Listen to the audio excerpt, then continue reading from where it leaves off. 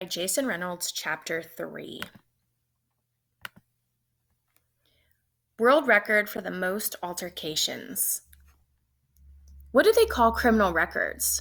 Not criminal records. They call them something else. Rap sheets? Yeah, that's it. Rap sheets. Which is such a dumb name because it makes me think of rap music. Like maybe a rap sheet is what rappers write their rhymes down on. But yeah, rap sheets. I got one of those. Not a real one, though. One that real criminals have. Nah. I got a school rap sheet, but in school they call it a file. I got a file. And even though I've never actually seen it, it has to be pretty big because I'm always being sent down to the principal's office or put in detention or suspended for shutting people down for talking smack. Oh, Castle, why are your clothes so big? Why are your pants so small? Why your name Castle? Why you always smell like you walked 1,000 miles to get here? Why it looked like somebody tried to cut your hair with a butter knife? And my response would be, well, let's just use the schooly terms, not exemplary behavior. But I'd made a decision that there would be no more entries added to the file. The file would be closed forever, because now my new career in track, which was really my soon-to-be career in basketball, was at stake. All of a sudden, I had too much on the line. There would be no more altercations. That's the word Principal Marshall always used on the phone with my mother. Altercations. And I was altercation free for 17 hours and 2 minutes. 2 of those hours were spent watching one of those corny, romantic, mushy movies with my mom. She loves those things, and every night when we're eating dinner, she sits on our couch in the living room and watches one while opening mail and clipping coupons. I always spread all my blankets out on the floor, 3 or 4 to make what Ma calls a pallet, which is where I eventually doze off. She takes the couch.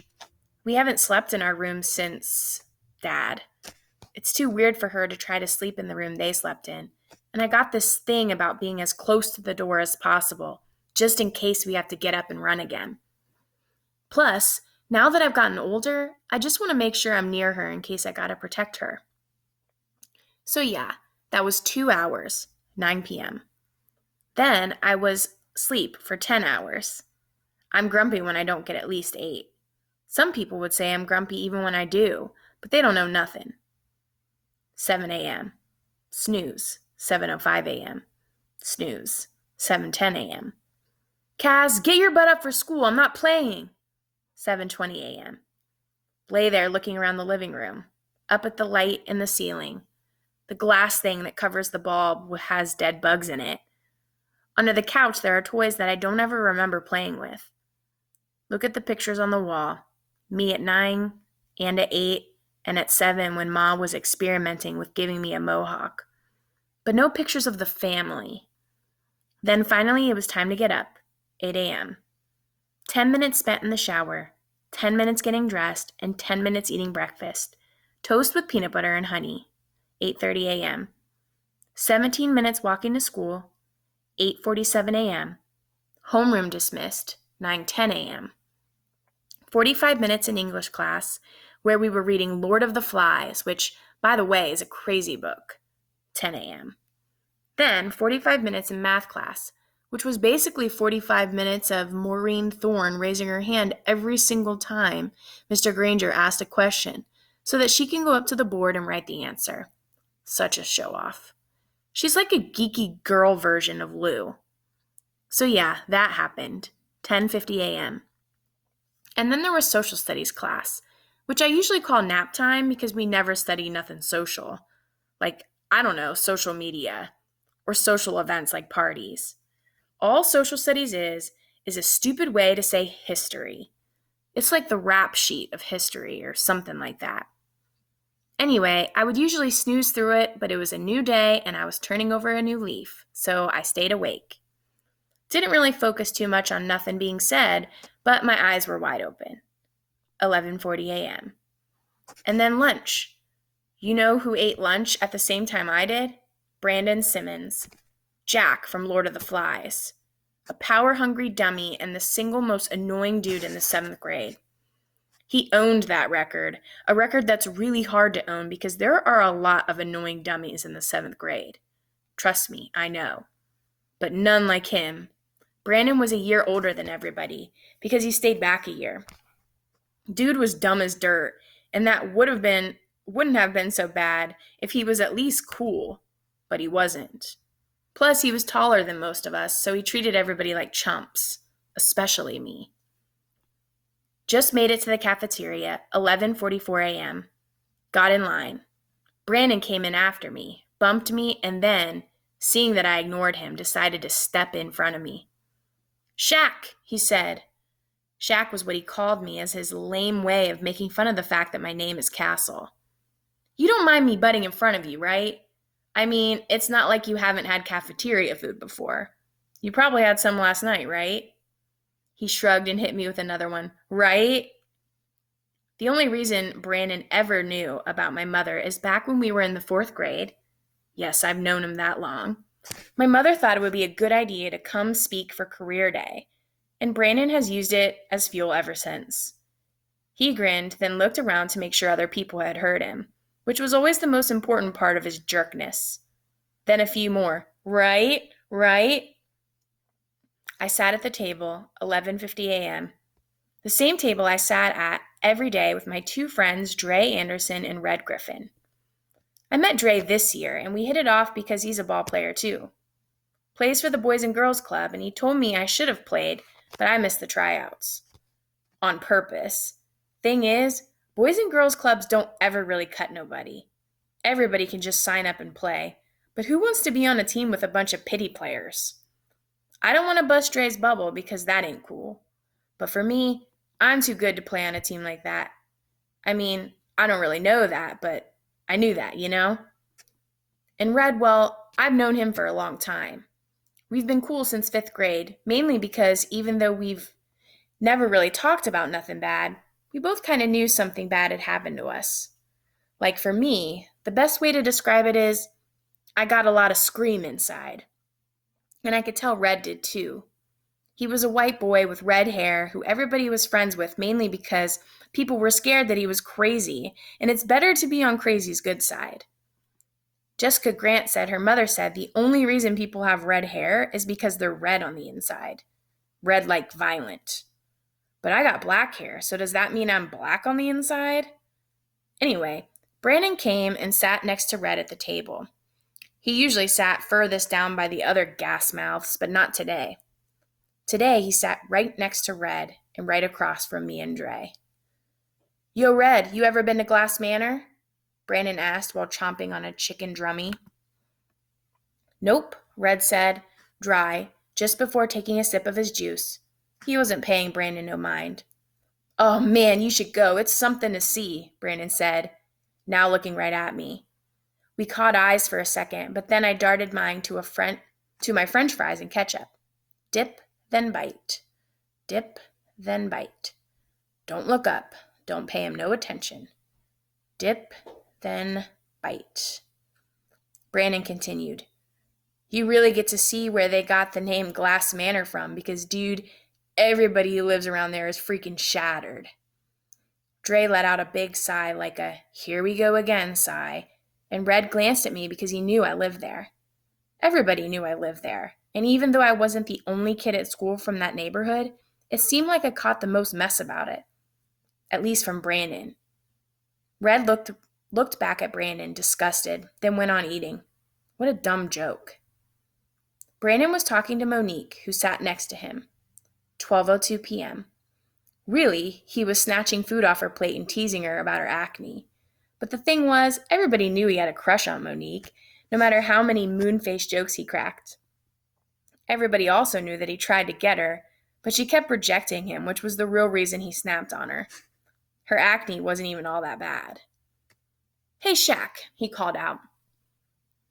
"All you have is fries?" Again, I didn't say nothing. I didn't have to explain that I always got just fries so I could save $1 to get sunflower seeds later. So I just ignored him. Just sat there with my empty tray and shook up my chocolate milk. Lunch would be over in a few minutes. A few minutes. I was so close. So close. Then Brandon grabbed a drummy off Monique's tray. "Here, take this. It's my good deed for the day, feeding the hungry." And he threw the chicken wing at me. It hit me in the chest, the grease instantly staining my t-shirt. And if my insides really were black, at that moment they were definitely turning red. Red and Dre looked at me, both their mouths open in disbelief. I could tell they could see the anger in my face, in my eyes. Dre slid down and Red got up from the table, moved away from us. I brushed the overfried wing off my lap, opened my milk carton, took a swig, and then, with all my might, beamed the container at Brandon's head. He moved just in time, and the open milk box smashed into the table behind him. Brown liquid exploded everywhere, and everyone at the table whipped around to see what was happening. Brandon sprang from his seat, but before he could even make a move, I had picked up my plastic tray and whacked him upside the head. He fell backward, and I kept coming. I dove across the table, and after that, it was just like it was when I was sprinting. I didn't hear nothing, not even Monique squealing, and I didn't feel nothing either. I just lifted my arms, fists tight, and lowered them like hammers down onto Brandon's face. I had been good, so good, altercation-free, for 17 hours and 2 freaking minutes. The 3rd, 4th, and 5th minute of the 17th hour were the altercation minutes. But the 6th was the longest minute of them all, the embarrassing walk to the principal's office. "You want to tell me what happened, or should I tell you?" Principal Marshall closed his door behind him and took a seat at his desk. Arms folded across his chest, he waited for me to answer, but I didn't. I just slouched in the chair and stared into my lap, biting on my bottom lip, trying to turn the red inside back to black. I was just so mad I couldn't get it to go away. Mr. Perham, or as everyone calls him, Big Perm, because of his last name and because he has bone-straight permed hair, is who pulled me off Brandon. He yoked me up in some kind of full Nelson arm lock and practically dragged me to a corner until I calmed down enough for him to let me go. Of course, all the other students were screaming and cheering and all that, like I was putting on some kind of show. Another one. But it was never a show for me. It was serious. It's always been serious. Next, Perham helped Brandon. And as he started leading him to the nurse's office, no smack was coming from Brandon's stupid lips. No mom jokes, no poor jokes, no name jokes, none of that. Just blood and ketchup. Still, I said nothing to the principal. I wasn't about to snitch on myself. "Okay, Mr. Cranshaw, let me tell you what happened," Principal Marshall continued. He leaned forward and rested both hands on his desk, fingers woven. "You just got yourself suspended. Again." "Dang, I didn't even start it," I couldn't resist muttering. "What's that?" the principal asked with some extra bass in his voice. I lifted my head. I said I didn't start it. Brandon was talking about me. He kept going on me. I tried to keep a stone face, which was hard to do when you're desperately trying to explain yourself, about how my mother works in a cafeteria and about my neighborhood and all that. He always trying me, and he don't even know me like that. Just wouldn't shut up. Marshall leaned back in his seat. "So instead of telling a teacher, you jumped on him?" "Well, yeah. Brandon needed a beat down as far as I was concerned. Somebody had to do it. And well, this wasn't the first time I had been in this kind of altercation. I mean, there was the time I yelled at Mr. Crew because he kept being mean about us not understanding Spanish well enough to speak it in the perfect accent or whatever. He was just riding us too hard for not rolling our R's, and one day I just lost it. After class, everybody told me he deserved it, but I still caught a detention for it. And then another time, Damon D.W. Woods told everybody that I kissed this girl named Janine, who was the only pretty girl who liked me. But I hadn't, and I hadn't told D.W. that lie. I just told him that me and Janine exchanged phone numbers. Once she found out, Janine said I was disgusting and stopped talking to me. So I punched Damon in the stomach. He cried and ran to Marshall, and I got suspended for that one. And then Janine liked me again. But I was already over her. And me and Brandon had a bunch of other moments, but it was mostly just a lot of yelling. Really just me yelling and him laughing, but not no more. No more getting the Brandon runaround. Then it hit me. Run around. Running, the team. Coach made a deal with my mother. I had only one shot. No mess ups, no do overs, no altercations. But what was I supposed to do? What would you have done? I asked Mr. Marshall. The tears were teetering in and out, and I was trying my best to keep them in. You ain't never been pushed before to the point you just couldn't take it? Principal Marshall cocked his head to the side and studied me. Then he hunched forward again and put his face in his palms, as if he was remembering a time he went through this. Then he wiped his hands down his face like he was washing that memory away. I'm going to deal with you, Brandon, but he said, his voice now a little softer, you gotta get it together, Castle. I know you've been through some things, but you just can't keep doing this. He stood up from his desk and came around to the front. I'm not going to give you a full suspension this time, but you do have to go home for the rest of the day. He reached behind him for the big black telephone. Here, he held the phone toward me. Call your mom. Now I knew Principal Marshall was letting me off the hook big time, but there was no way I could call my mother and tell her that I needed her to come get me from school. No way. I hadn't even really been on the track team, and I was already about to be kicked off. I hadn't even been to a practice yet. Plus, what was I going to say? That I punched a jerk for talking trash about me? I mean, that is what happened. And as awesome as that sounds, my mother would have hit me with the, how many times do I have to tell you to be the bigger person? Followed by some crazy punishment that involved me coming to the hospital with her, which was always whack. I can't, I shot back at the principal. You can't what? I can't call her. He looked confused. And why not? I don't know, I said, trying to think of a good reason, a good lie, but nothing came. I just can't. Then it hit me. But I can call my uncle. Your uncle, he said matter-of-factly, like he knew that was impossible.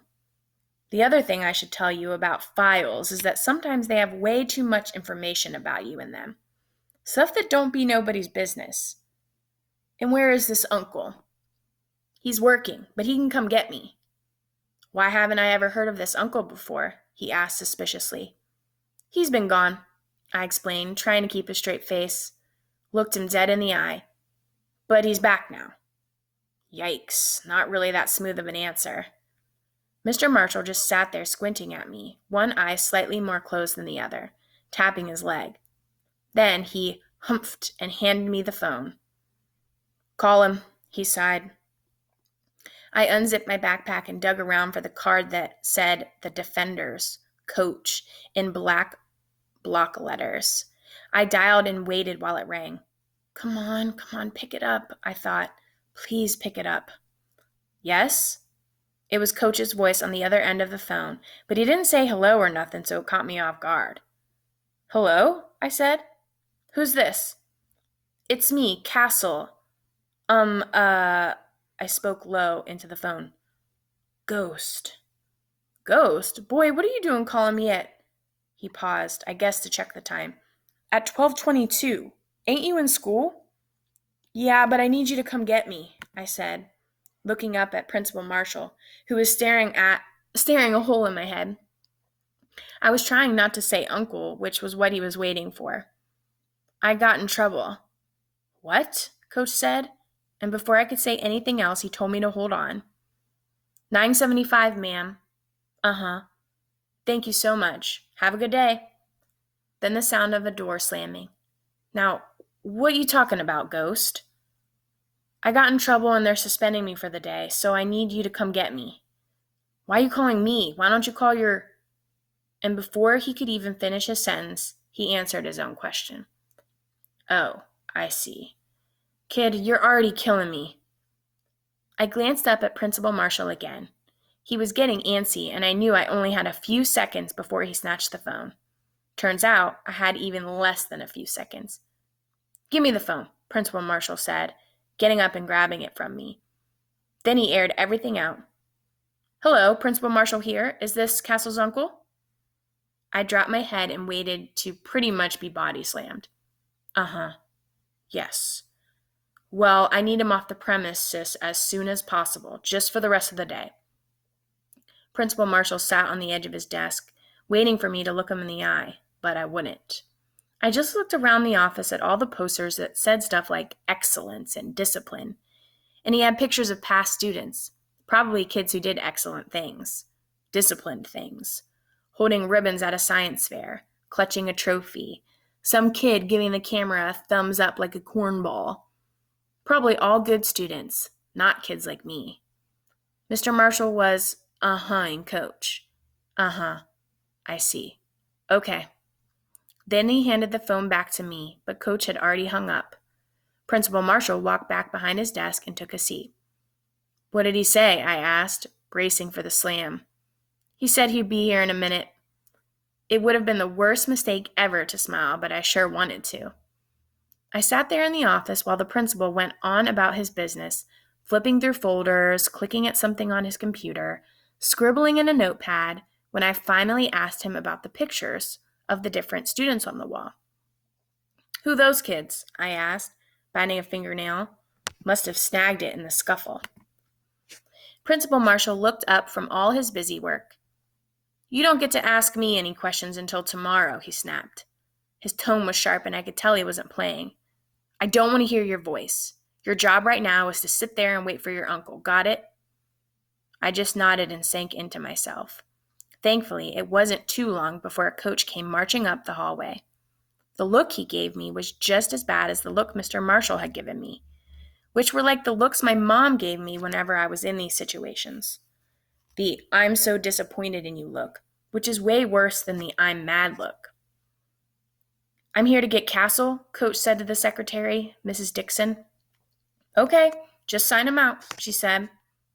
Coach scribbled something on a piece of paper, checked his watch, jotted the time down, met the principal, shook his hand, and apologized to him for what I did, and we were out of there. On the way down the hall, Coach didn't say a thing, not a word. But as soon as we got in his cab, he lit me up. What were you thinking telling those people I'm your uncle? Do you know that's probably against the law? I'm not sure if it is or isn't, but it probably is.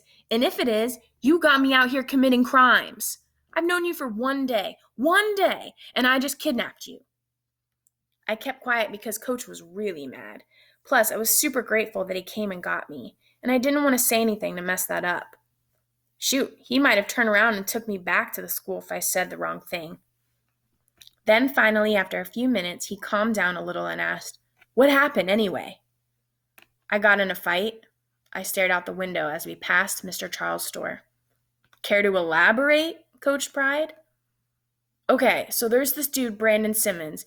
He's always getting on me about my mom and where I live and how I look and all that.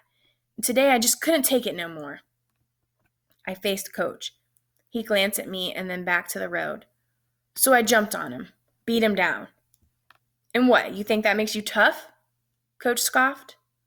I thought about it for a second. I don't know. Does it make it right? He asked. What is it about adults that makes them all just say the same things? Like they all studied the same book about grown-upness, memorizing phrases like, does that make it right? And be the bigger person. I just shrugged, spoke with my shoulders. I kind of wanted to say yes. Yes, me punching Brandon in the face makes it right because he had been begging for it forever. It made it right for everybody he joked on, and those kids would have given me their honor roll certificates for what I did. That wasn't the answer Coach was looking for. But man, that's how I felt.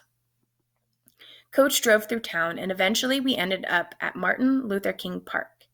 He said that since I had cost him a half day's worth of fares, the front seat wasn't even all that junky yet. I would have to make it up to him by putting in extra work at the track, which was fine with me. Coach grabbed his whistle and clipboard from the glove compartment. Okay, here's how you're spending your suspension. We got us 3 hours before practice. We're going to use this time to get you caught up on the way all this goes. How all what goes? Being on my team, boy. I could tell he was still irritated, but not as much as he had been. We headed over to the track, the bright white lines marking out the red lanes, the green field in the middle. Okay, first things first. Where's your practice clothes? Coach asked. These them, I said. You have on jeans and high tops, he stated the obvious. I looked at myself. There was a stain on my sneakers, a new one, maybe ketchup or chocolate milk. So, I said, what's wrong with that? Coach sat down on a bench, stretched his legs out. You know what? Don't worry about it. We'll figure that out later. Let's just start with some stretching. Apparently, there were a whole slew of different kinds of stretches, and Coach showed me how to do them all.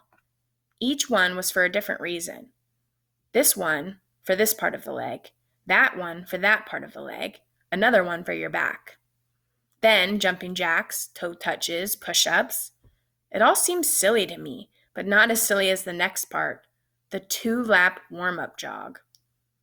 Me and Coach bounced around the track, him telling me to keep my arms tucked, which was actually hard to do.